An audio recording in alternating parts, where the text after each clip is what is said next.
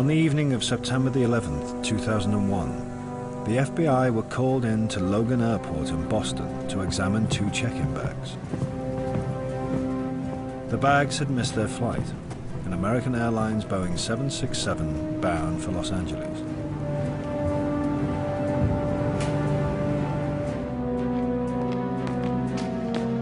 The owner of the luggage was Mohammed Atta, a ringleader in that day's terrible events.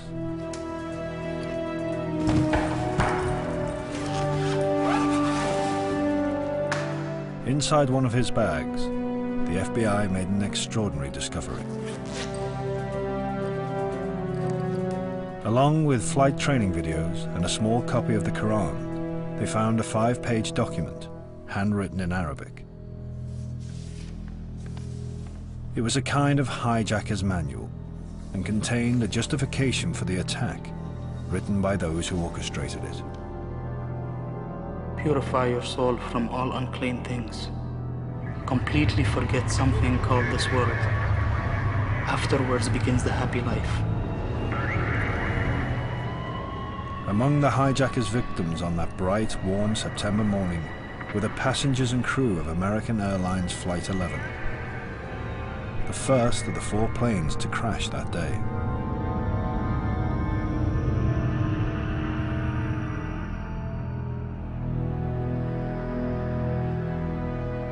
This film is the most detailed reconstruction yet of the last hour of Flight 11. From 7:46 a.m. when Atta boarded the plane to 8:46 when the Boeing 767 struck the North Tower of the World Trade Center in New York. A startling new picture emerges of precisely how the crew relayed valuable information about their attackers to the outside world. It was the first act in a long war.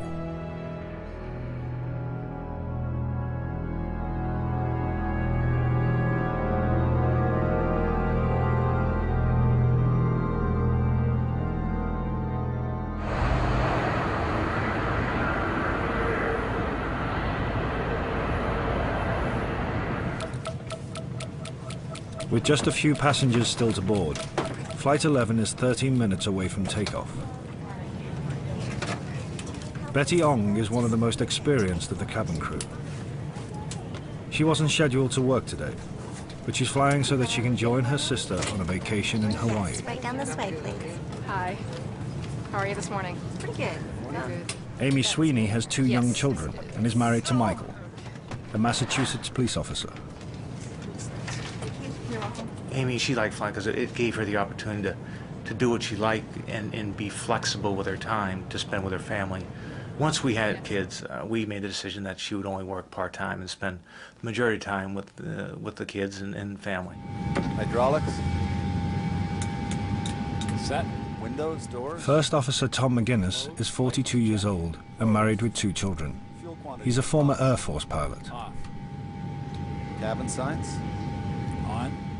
Captain John Oganowski is 52 and married with 3 daughters. Before start checklist complete. He loved flying.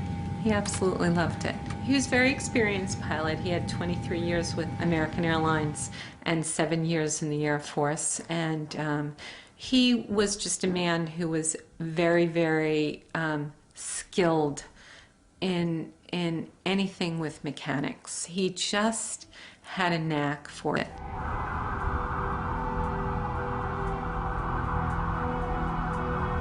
I'll call you when I know something. I love you. This morning, 25-year-old Patricia Massari and her husband Lewis have just discovered that they may be expecting their first child. She commutes from their small apartment in Queens to her office at an insurance company based on the 98th floor of the World Trade Center. Lewis had wanted Patricia to take the day off, but she's determined to go into the office. Although I didn't really want her to go to work, I kind of wanted her to stay home so we can kind of like tell the news to everybody or, you know, confirm it totally, you know, to a doctor, whatever we had to do. This morning she particularly left early because she knew that she had things that she was behind it at work. To keep her mind, you know, calmer throughout the day, that's what she wanted to do, get to work a little earlier. On her way to work, Patricia collects another pregnancy test, just to be sure. She plans to call Lewis from her office as soon as she gets the result.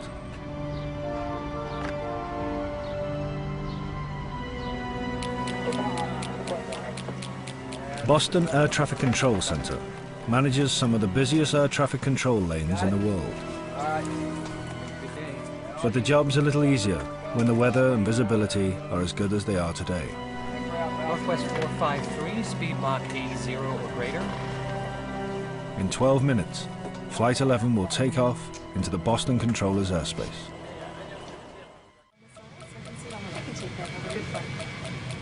The last passengers are now boarding Flight 11. Karen Martin, the flight's purser, and Bobby Arestegui will share duties in the first-class cabin.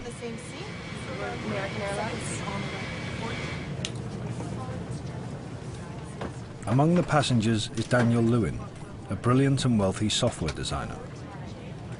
He grew up in America, but moved to Israel with his family when he was 14. By his early 20s, he became a captain in Israel's elite counter-terrorism force. Champagne orange juice, sir? Champagne. There you go. He is seated directly in front of one of the hijackers, Satam El-Sakami. Great cross here on the left-hand side. Good morning.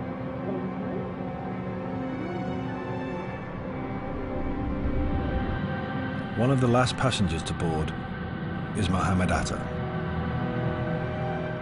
When you ride the airplane and before you enter it, you make a prayer and supplications.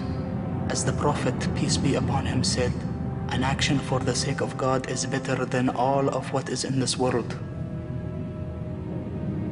When you step inside the plane and sit in your seat, be busy with the constant remembrance of God. Morning, sir. God said, O ye faithful, when you find the enemy, be steadfast and remember God constantly, so that you may be successful.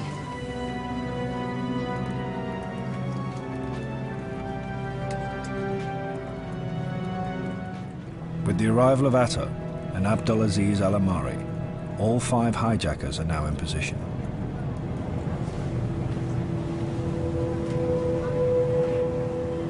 In the front passenger row of the aircraft are the brothers Walid and Wael Al-Sheri. Walid has a clear view of the cockpit door.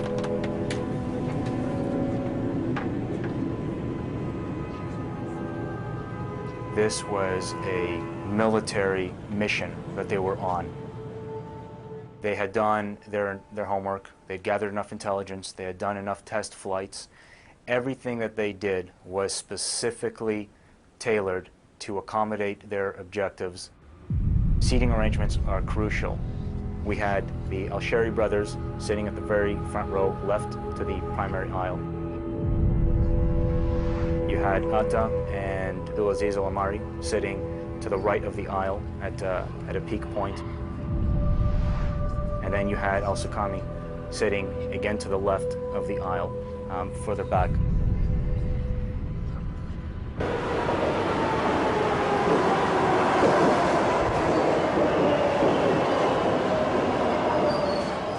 A Fresh Pond subway station in Queens, Patricia Massari catches the M train to downtown Manhattan.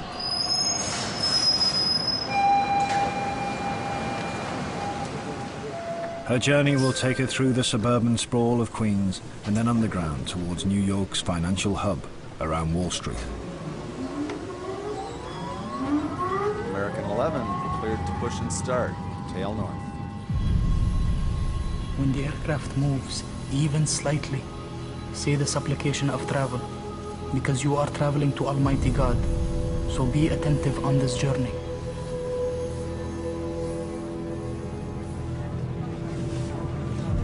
May we have your attention as we review the safety features of the 767 aircraft. To fasten seatbelts, insert the metal clip into the buckle. It's likely that flight attendants have some kind of contact with one or more of the hijackers.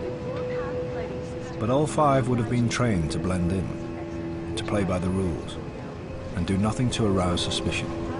2 overwing exit. Do not seem confused or show signs of nervous tension.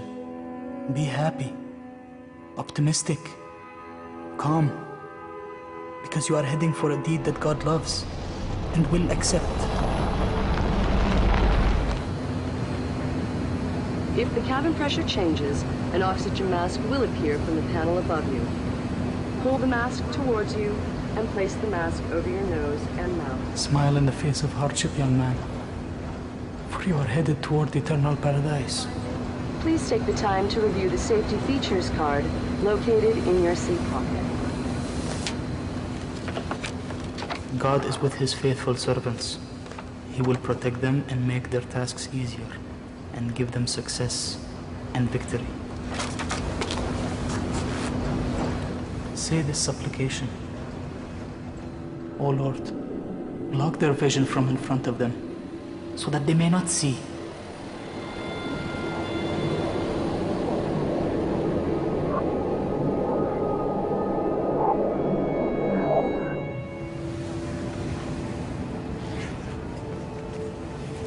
While Flight 11 is waiting for clearance to take off, Mohammed Atta makes one last phone call.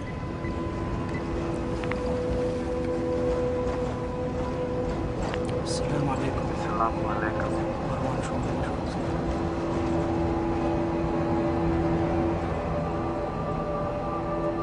It's not known what he says in a call that lasts just under a minute. But it is known that he calls Marwan al-Shahi, the hijack leader on board United Airlines Flight 175, which is taxiing just a few hundred meters away.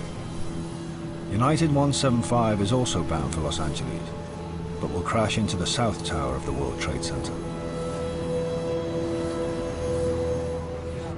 Atta and al-Shahi became close friends during the planning of the attacks, and may be saying goodbye to one another. But they may also be confirming that the assault on the Twin Towers is on.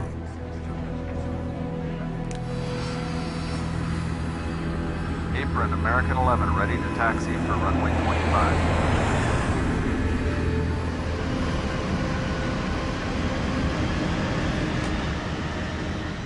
What could drive Atta and the other hijackers to plan and execute such a cold-blooded attack? And what could possibly justify it? The answer to both questions lies not in Islam, but in a set of ancient beliefs practiced by only a tiny sect of radical Muslims.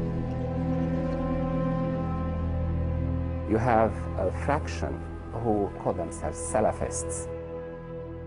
Now, within Salafism, only a minority say that the way to implement it is by force, by violence. These are the jihadists. Jihadists see themselves as holy warriors, and they view any act of indiscriminate murder as justified, so long as God's name is invoked. If all the passengers on the plane were devout Muslims, it did not matter at all. Muslims do not matter. What matters is their ideology, their conception of what is right. And right in this case is basically what is dictated to them. American 11 Heavy, winds 100 at 10 knots, cleared for takeoff, runway 09. Roger, Tower, American 11, cleared for takeoff, runway 09.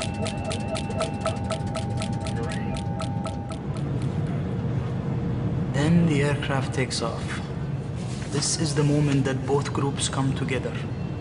So remember God as He said, O Lord, pour your patience upon us and make our feet steadfast and give us victory over the infidels.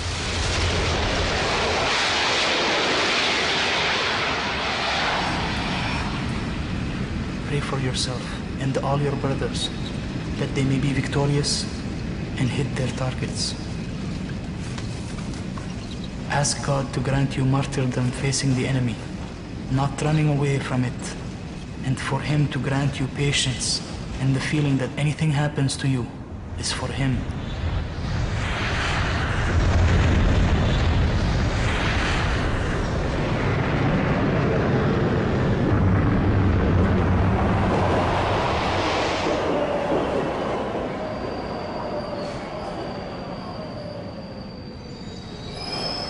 Patricia Massari arrives at Fulton Street subway station in downtown Manhattan. It's a 5-minute walk from here to her office at the World Trade Center. She gets off at Fulton Street and then walks up on the street level and then walks to the building itself and then goes up to the 98th floor. She loved the company, she loved the people she was with. She makes friends with anybody, so it was just like, it was her life, you know.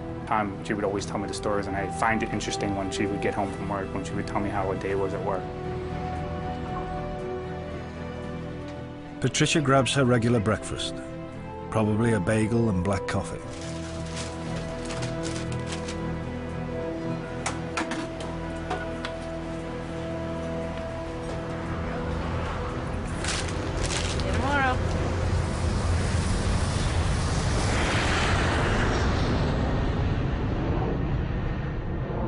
As Flight 11 climbs to cruising altitude, preparations for the attack begin.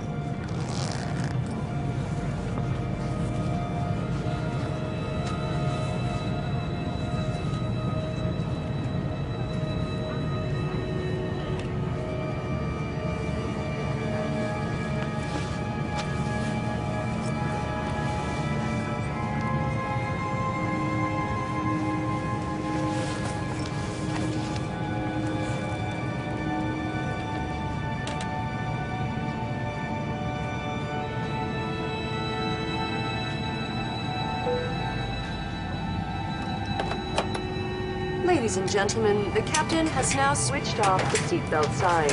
However, we do advise that when you are not moving The weapons smuggled on board by the terrorists include knives, possibly small domestic tools with retractable blades, known as box cutters.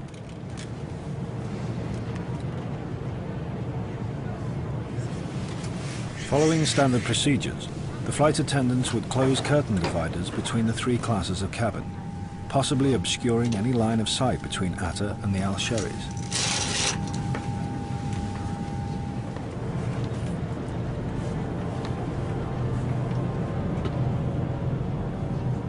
With the attack just minutes away, Atta may be directing the hijackers to get ready, physically and psychologically, to pass beyond the point of no return. Bismillah ar-Rahman ar-Rahim. You must make your knife sharp and must not discomfort your animal during slaughter. Remember the words of Almighty God. You were looking to the battle before you engaged in it. And now you see it with your own 2 eyes. At least one of the terrorists may have other weapons, including something that looks like a bomb. A black box with yellow and red colored wires. Is the bomb real? Or is it a hoax designed to ward off a potential counterattack by the passengers and crew?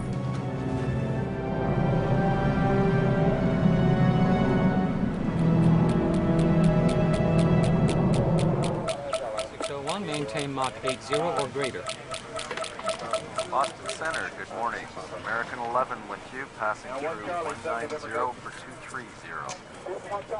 American 11 Heavy, Boston Center. Roger, climb and maintain flight level 280.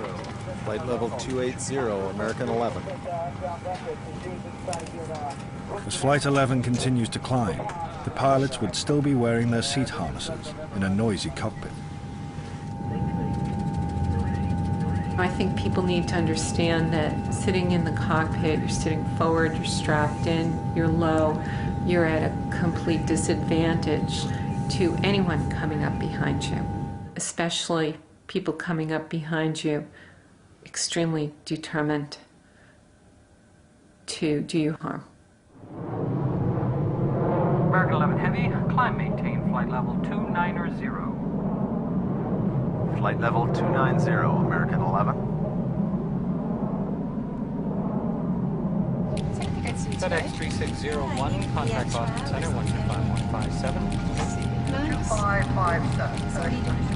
I have one from. Oh, really? American 11, your traffic is at 2 o'clock, 20 miles southwestbound, MD 8310. American 11, roger.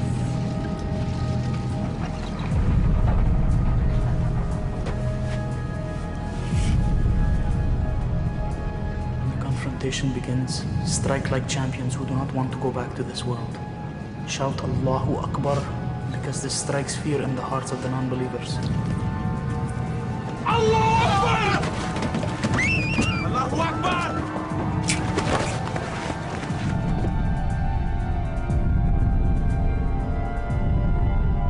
God said, strike above their neck, strike at all their extremities. FedEx 3258, contact Boston Center 125.57. 125.57, thank you. FedEx 3258. Good day. American 11, turn 20 degrees right. 20 right, American 11. What the hell's going on?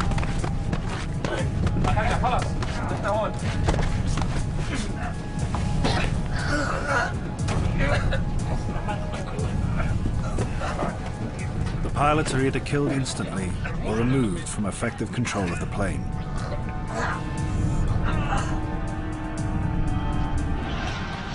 At some point during the assault, flight attendant Amy Sweeney reports being shown the apparent bomb by one of the hijackers.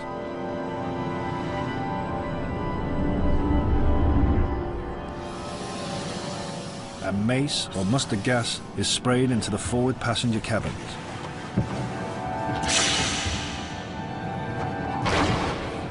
Shortly afterwards, though, all 5 hijackers barricade themselves inside the cockpit. No one else on the plane will see or hear from them again.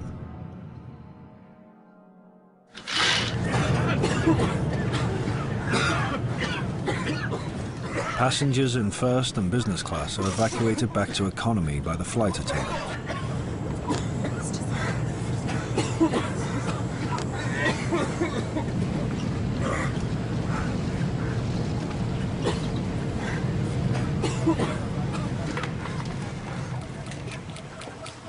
American 11 Heavy, now climb maintain flight level 350. All units, this is 7 November Golf, by unit Alpha, Echo. Thanks for outbound in here. American 11, climb maintain flight 350.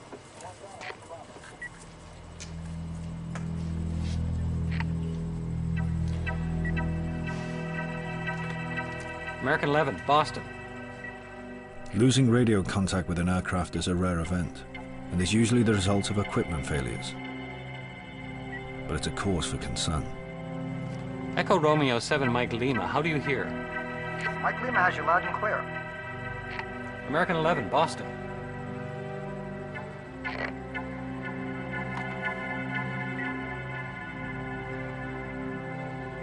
Flight 11 now starts to drift, silently, off course.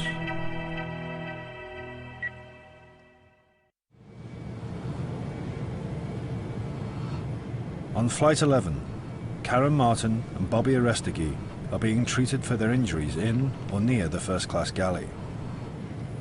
They are likely to have been the first victims of 9/11. I think that the flight attendants that were attacked first, no questions about it. The hijackers decided to take action. They were going to implement speed, surprise, and violence of action right away. They were going to make their point as to who they are and why they're there, and so no one can mess with them.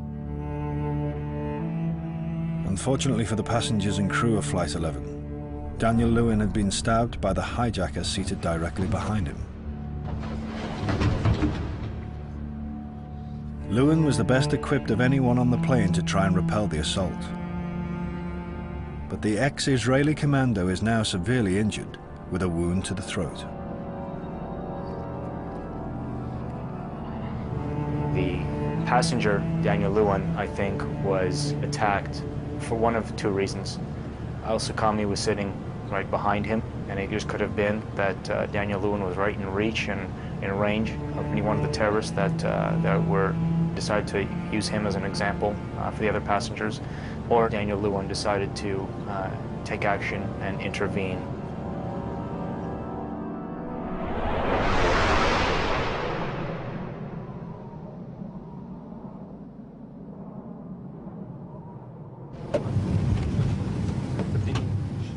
Soon after Boston, air traffic control loses radio contact with Flight 11. Its transponder is switched off.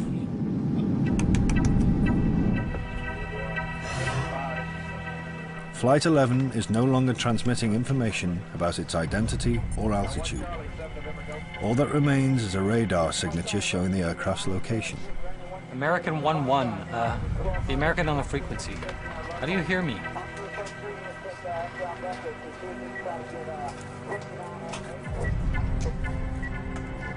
The loss of transponder data is serious, but the controller would know from the radar that the plane still appears to be in flight.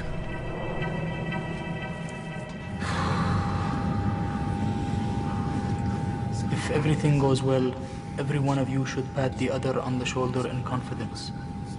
Remind your brothers that this act is for Almighty God, or they should sing songs to boost their morale as the pious first generations did in the throes of battle. Allahu Akbar.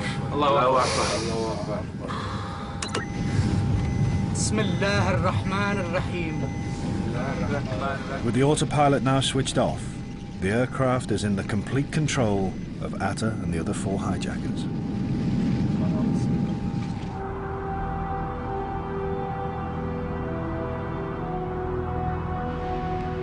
Patricia Massari arrives at the World Trade Center Plaza. When she reaches her office, high up in the North Tower, she plans to carry out the second pregnancy test.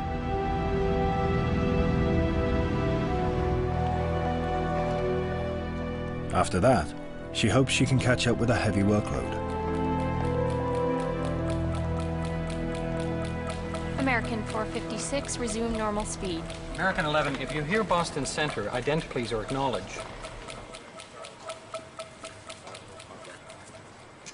American 11, American 1-1, Boston.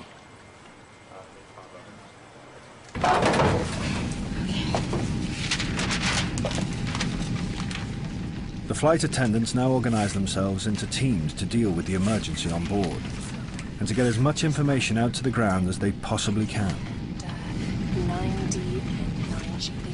They gather details from paperwork and from each other about who exactly the attackers were.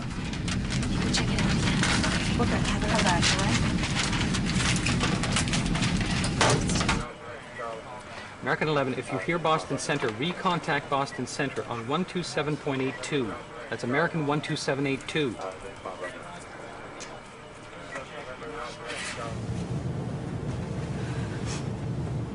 After all that's happened, the flight attendants make repeated attempts to contact the cockpit. Excuse me, what the hell is going on here? It's just a medical emergency. But the mace in the forward cabin makes it difficult to breathe.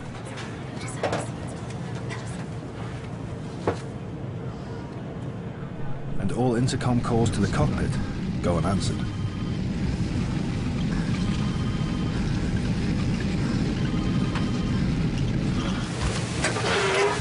Betty Ong attempts her first call to the ground. She dials American Airlines' main reservations number. Initially, she'll be plagued by what seems to be a poor connection and a series of misunderstandings.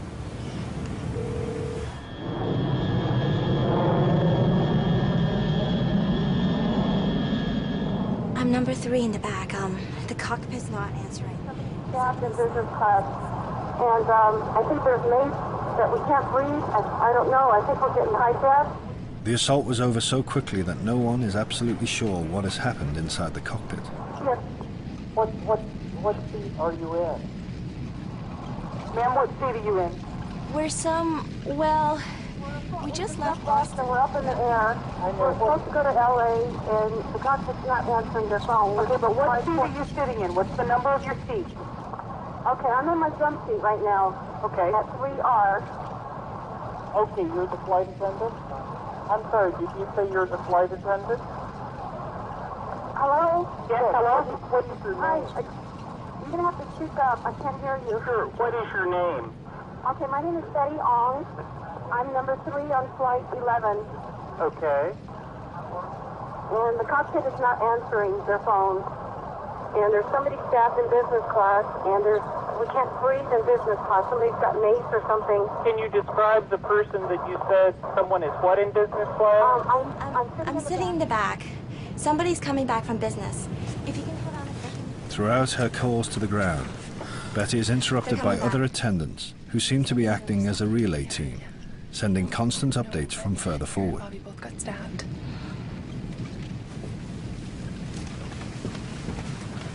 Amy Sweeney makes one more attempt to contact the cockpit.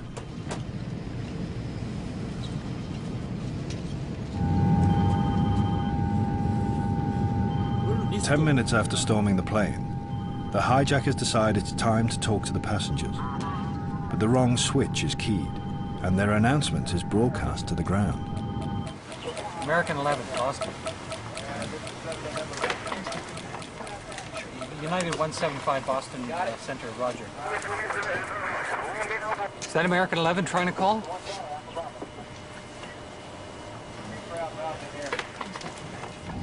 We have some planes.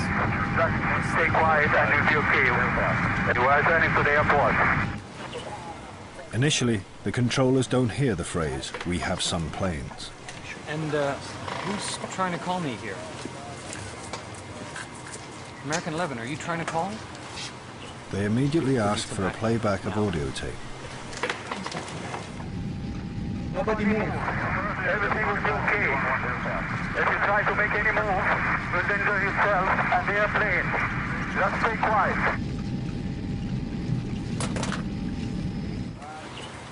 We gotta make some calls. I'm on it. Boston controllers notify their chain of command that they believe Flight 11 has been hijacked. There are no reports of anyone on the plane hearing the hijacker's transmission.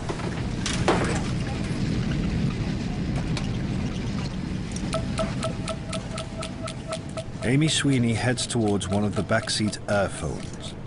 These require credit cards, and it's possible that she borrows a card from a nearby passenger.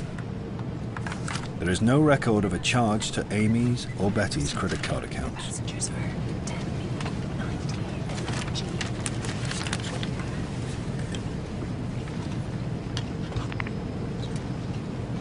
Hello, American Airlines Flight Services, Logan Airport. It's Amy Sweeney. So I was just in my office working. I had heard one of the ladies who was working in the office say very loudly, what? A flight attendant has been stabbed?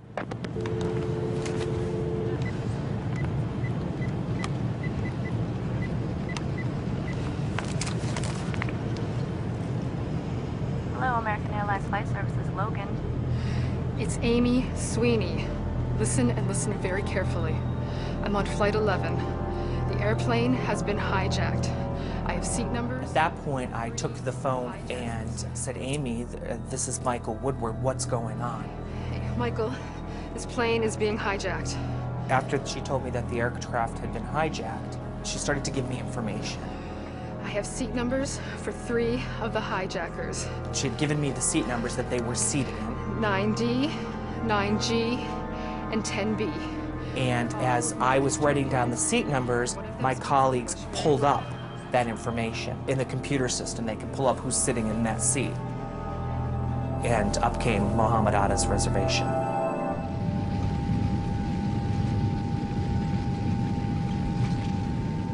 Good weather today.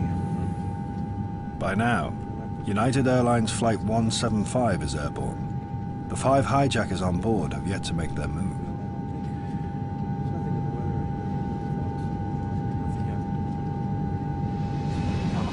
On Flight 11, Betty Ong reveals that despite the risks, cabin crew members have made at least one attempt to gain physical entry to the cockpit.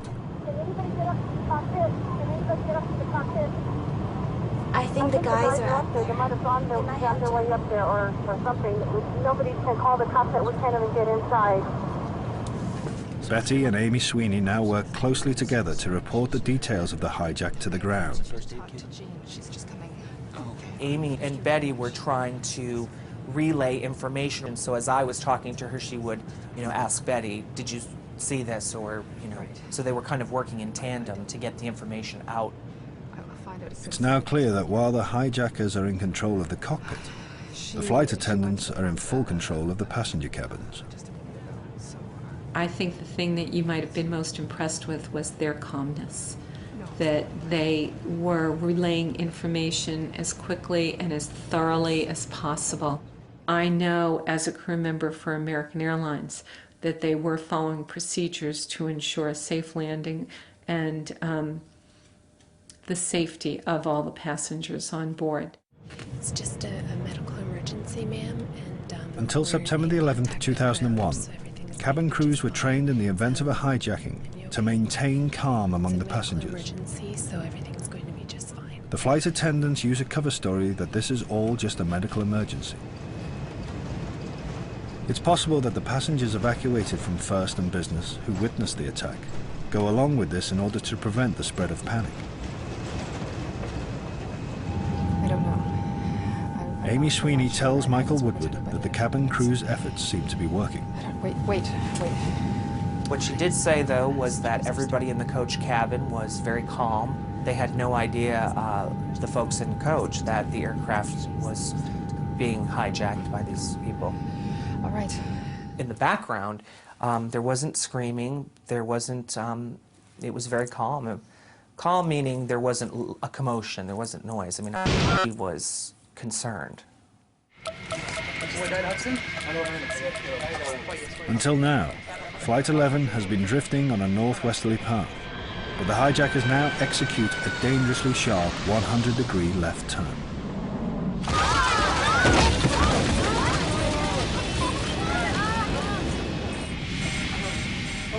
The plane is now heading south, erratically following the course of the Hudson River, which leads straight to New York City.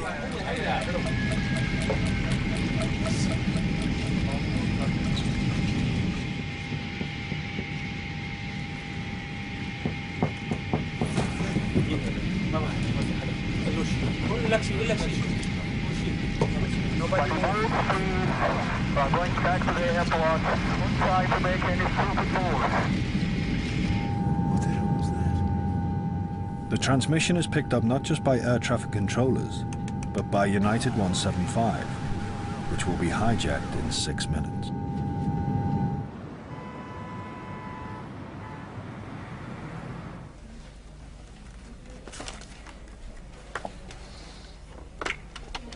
Having done a second pregnancy test, Patricia Massari calls her husband with the news that it's positive. She's excited, Hi. but also a little nervous. Yeah, I did. She always called when I was home on my day off to let me know that she was at work. So, you know, around 8:40, the first words out of her mouth was her usual self, which I kind of felt better about. She was questioning me, what are we going to do about this? Because she wanted to make sure that this is real, because she didn't believe it. It's just overwhelming, you know, to her and overwhelming to me.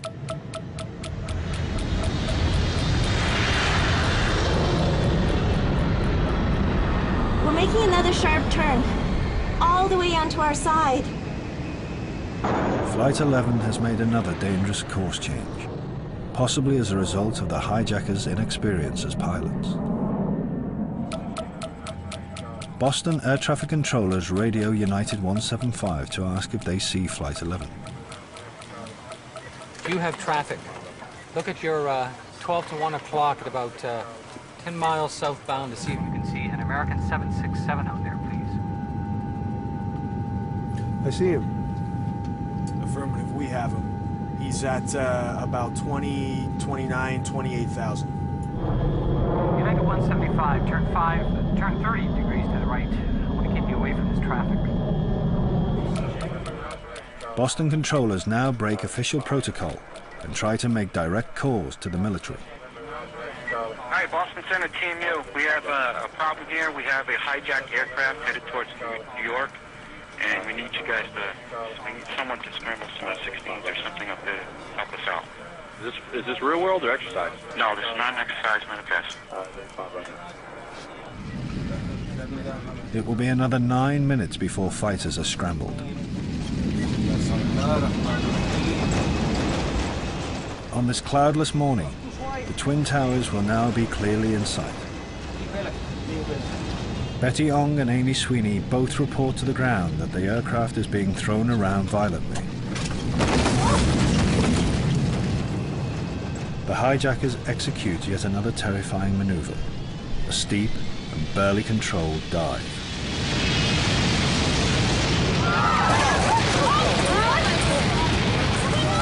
Michael, we're making a rapid descent. She was now starting to get scared.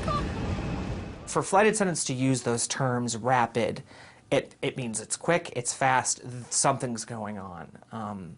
You know, they're used to, you know, tons of turbulence and, you know, bumpy flights and all of that, but she was really, really nervous at this point. 9256, altimeter 2992. Flight 11 has just passed into the airspace of New York traffic controllers. United 175 now reports the mysterious radio transmission it picked up earlier.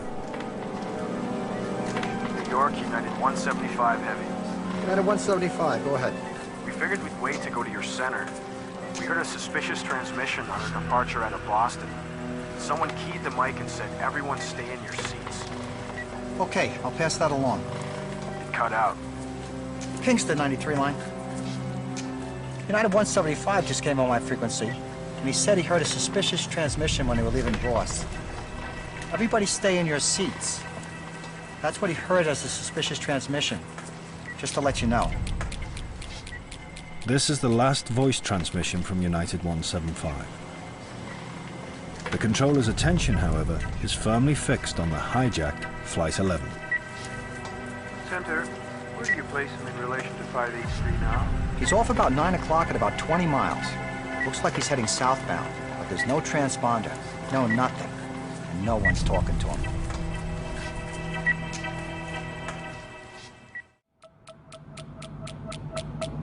In Manhattan, the rush hour is reaching its peak. Over 1 million commuter cars are heading over the bridges and through the tunnels into an island just 13 miles long.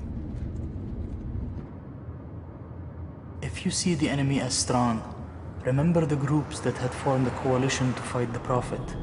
They were 10,000. But remember how God gave victory to his faithful servants.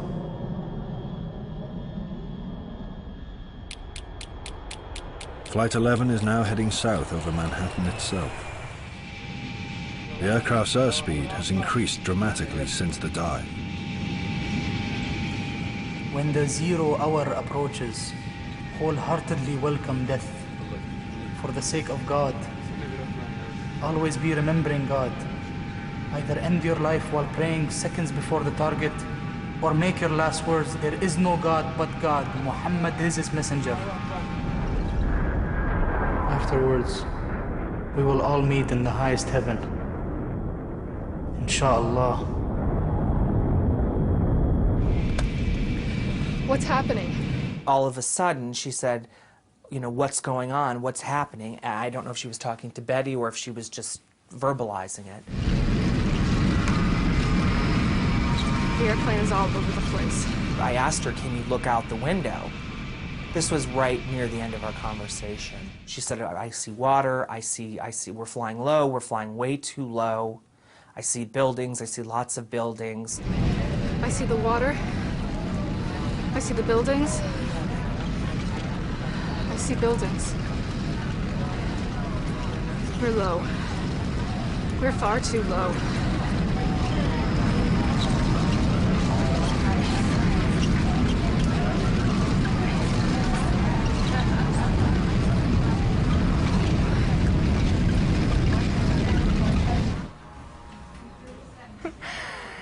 So, what do we do now?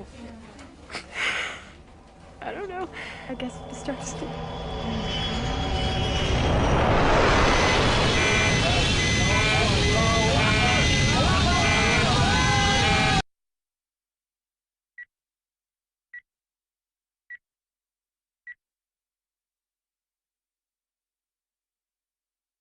What's going on, Betty?